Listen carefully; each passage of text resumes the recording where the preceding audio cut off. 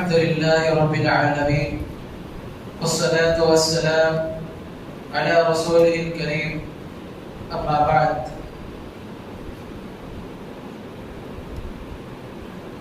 ناظرین کرام، سب سے پہلے میں اللہ رب العالمین سے یہ دعا کرتا ہوں کہ اللہ رب العالمین مجھے صرف اور صرف حق بات بیان کرنے اور مجھے اور آپ کو ان تمام باتوں پر عمل کرنے کی توفیق دے. ناظرین کرام، آج ہر انسان گنہگار اور خطا کار ہے. کون سا شخص ہے جو بغیر گناہ کے اپنی زندگی گزار رہا ہے؟ وہ کون سا انسان ہے جو بغیر گناہ کے اپنی زندگی گزار رہا ہے؟ وہ کون سا نمازی ہے جو بغیر گناہ کے اپنی زندگی گزار رہا ہے؟ وہ کون سا حاجی ہے جو بغیر گناہ کے اپنی زندگی گزار رہا ہے؟ آج ہر انسان گنہگار ہے، لیکن گناہ کرنے کے بعد ہمیں احساس نہیں ہوتا کہ ہم گناہ کرتے ہیں اور اللہ کو ناراض کر رہے ہیں. آج ہر انسان خطا کار اور گنہگار ہے.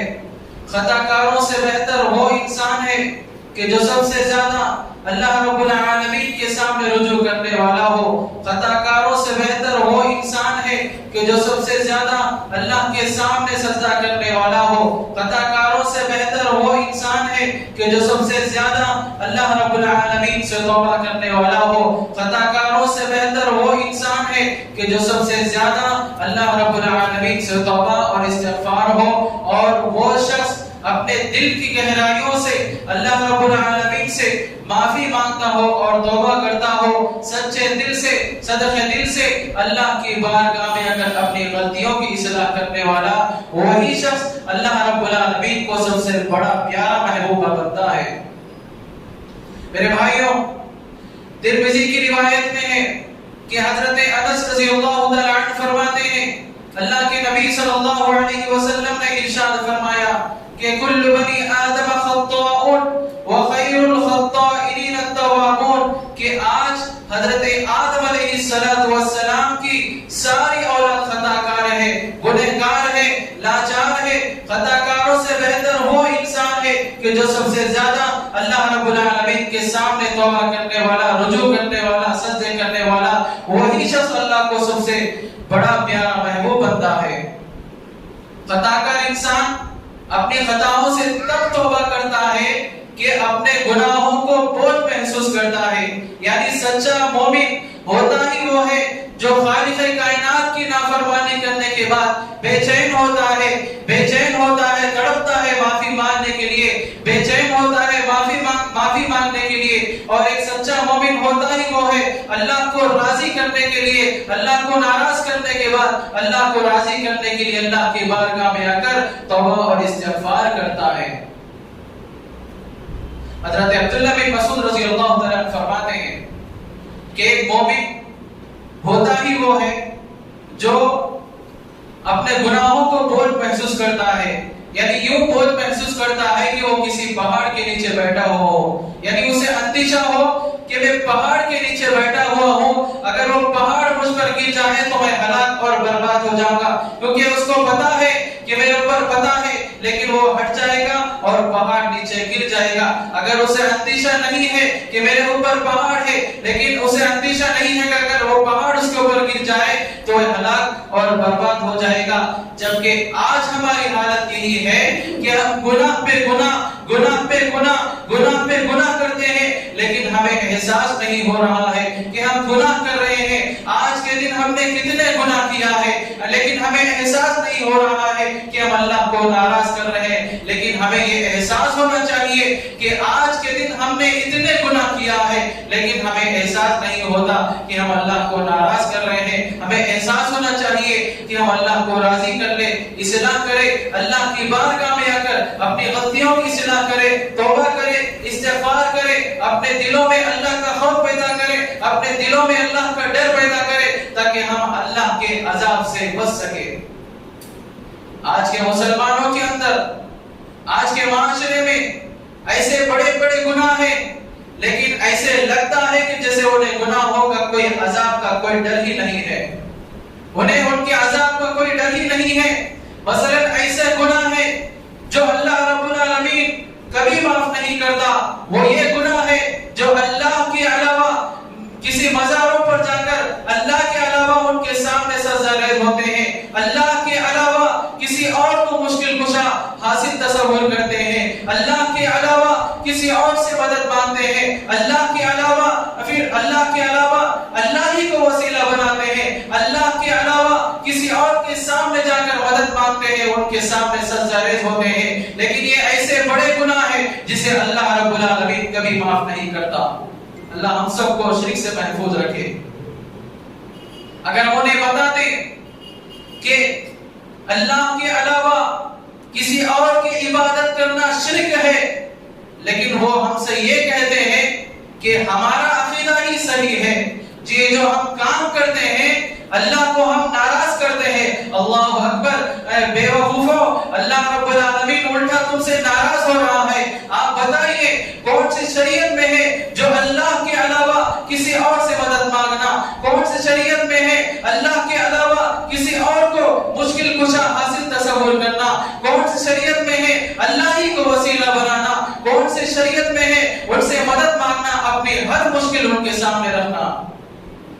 آج وہی اللہ، وہی خالق کائنات ہے جو ہمیں چلنے کے لیے دو پیر دیا ہے، کیا ہمارے لیے وہ نعمت نہیں؟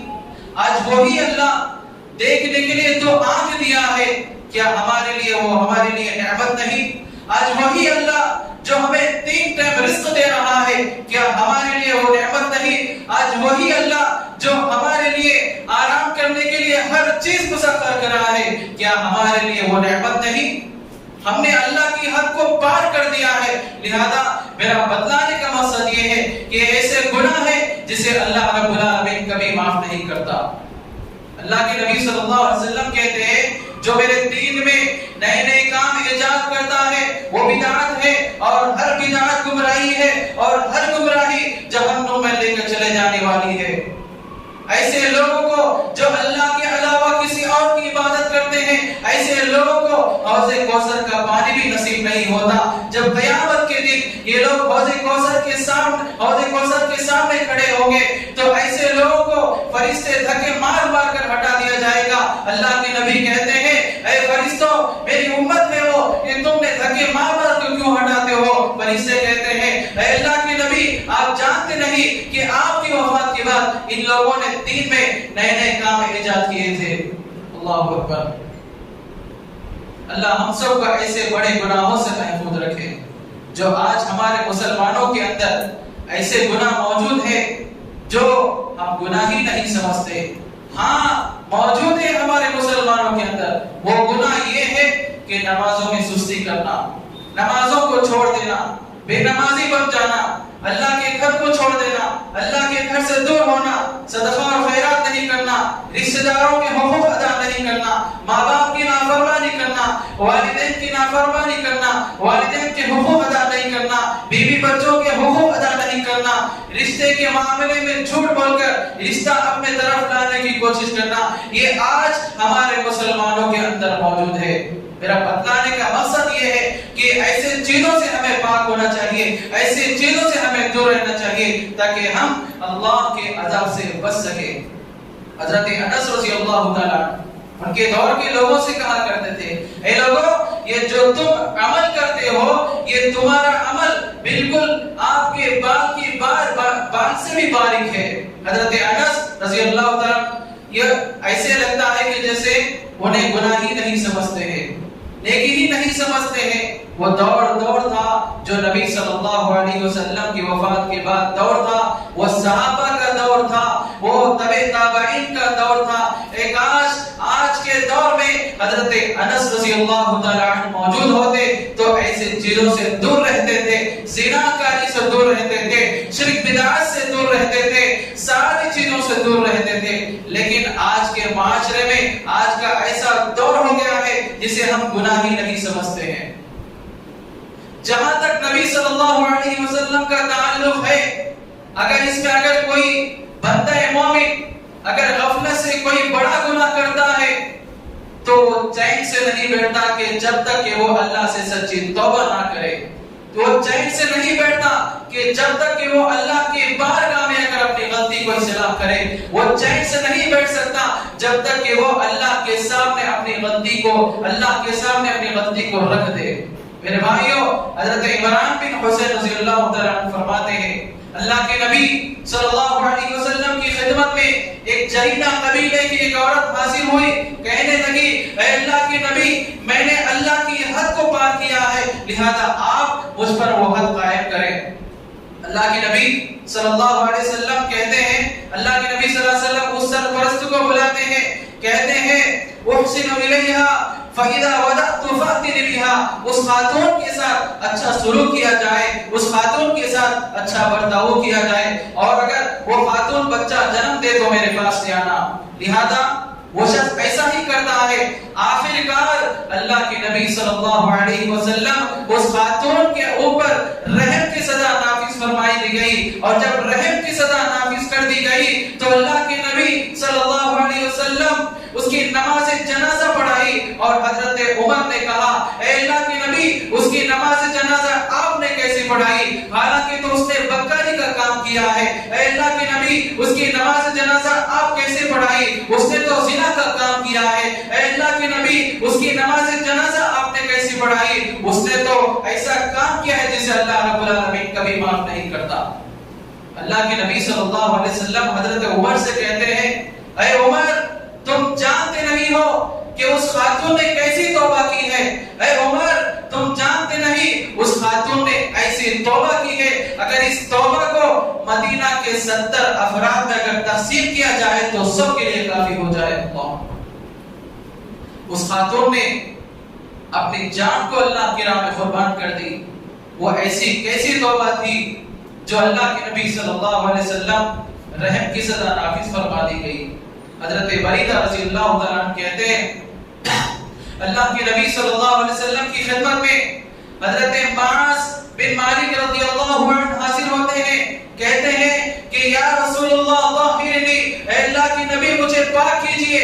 اللہ کے نبی صلی اللہ علیہ وسلم حضرت معاذ سے کہتے ہیں اے معاذ تم پر افسوس ہے، جاؤ اللہ سے معافی مانگو اور مدد طلب کرو۔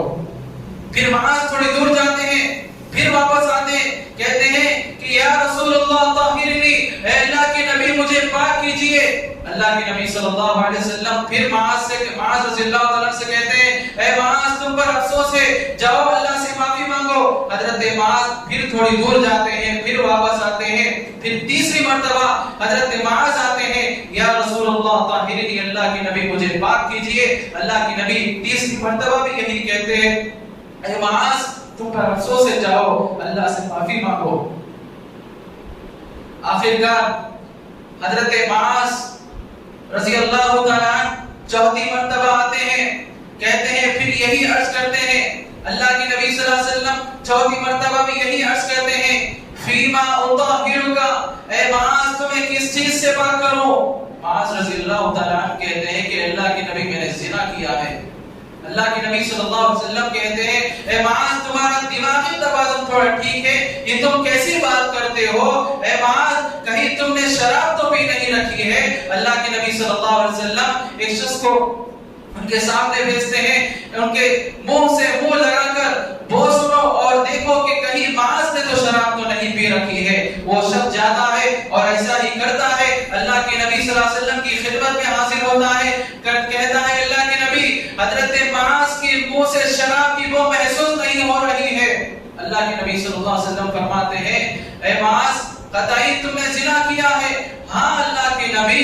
آخرکار حضرت معاذ رضی اللہ تعالیٰ کے اوپر رحم کی سزا نافذ فرمائی، اور لوگوں میں دو گروہ بن گئے، لوگوں میں ایسی بات ہونے لگی معاذ نے تو زنا کا کام کیا ہے۔ اللہ کے نبی صلی اللہ علیہ وسلم ان کی رحم کی سزا نافذ کیسے فرمائی؟ ایک نے کہا معاذ ہلاک ہو گئے، معاذ ہلاک ہو گئے، معاذ ہلاک ہو گئے، معاذ کو تو ان کے گناہوں نے گھیر رکھا ہے، اور دوسرے نے کہتا ہے نہیں نہیں معاذ نے تو سچی توبہ کی ہے، معاذ نے ایسی توبہ کی ہے، معاذ خود اللہ کے نبی صلی اللہ علیہ وسلم کی خدمت میں حاضر ہوتے ہیں، اللہ کے نبی کے ہاتھ میں ہاتھ ملا کر کہتے ہیں اے اللہ کے نبی میں نے ایسا کام کیا ہے جسے آپ بھی مجھ پر رحم نہیں کھاتے، اے اللہ کے نبی میں نے ایسا کام کیا ہے جسے اللہ رب العالمین بھی مجھے کبھی معاف نہیں کرتا، اے اللہ کے نبی، اے اللہ کے نبی میں ایسی سزا لینا چاہتا ہوں مجھے پتھر مار مار کر ہلاک اور برباد کر ڈال۔ آخرکار ایک دن گزر گئے، 2 دن گزر گئے، 3 دن گزر گئے، اللہ کے نبی صلی اللہ علیہ وسلم صحابہ کی مجلس میں تشریف لاتے ہیں، سلام کہہ کر تشریف لاتے ہیں، اللہ کے نبی صلی اللہ علیہ وسلم کہتے ہیں اے صحابیوں تم معاذ کی مغفرت کے لیے دعا کرو۔ صحابہ کرام چنانچہ ایسا ہی کرتے ہیں، اے اللہ معاذ کی مغفرت فرما، معاذ کی مغفرت فرما، معاذ کی مغفرت فرما۔ آخرکار اللہ کے نبی صلی اللہ علیہ وسلم صحابہ سے کہتے ہیں اے صحابیوں تم جانتے ہو کہ معاذ کو میں نے رحم کی سزا کیوں نافذ فرمائی کہ اگر معاذ کی توبہ اگر ایک ایک گروہ میں تقسیم کر دیا جائے تو سب کے لیے کافی ہو جائے۔ اللہ، وہ ایسی کیسی توبہ تھی، وہ دور تھا جو صحابہ کرام کا دور تھا، وہ ایسا کیسا خوف تھا ان کے دلوں میں، ایسا کیسا اللہ کا ڈر تھا جو آج ہمارے دلوں کے اندر نہیں ہے۔ آج ہم ایسے گناہ کرتے ہیں کہ ہمیں کوئی نہیں دیکھ رہا، لیکن یہ مت سمجھو کہ کوئی نہیں دیکھ رہا بلکہ اللہ رب العالمین ہی دیکھتا ہے، ہمارے ہر کام اللہ رب العالمین دیکھ رہا ہے۔ میرے بھائیوں، میرا بتلانے کا مقصد یہ ہے کہ ہم ابھی بھی وقت ہے، ہم اللہ کی بارگاہ میں کر سچی توبہ کریں، خالص اللہ کی عبادت کریں، کسی اور کی عبادت نہیں کریں۔ ہم اللہ سے دعا کرتے ہیں کہ اللہ العالمین مجھے اور آپ کو سننے سے زیادہ اور عمل کرنے کی توفیق دے، اور جب تک ہم زندہ رہیں ایمان کی حالت میں زندہ رہیں، اور جب ہمارا خاتمہ ہو تو ایمان بالغیب پر ہمارا خاتمہ ہو۔ آمین ثم آمین۔ وآخر دعوانا ان الحمد للہ رب العالمین، والسلام علیکم ورحمۃ اللہ وبرکاتہ۔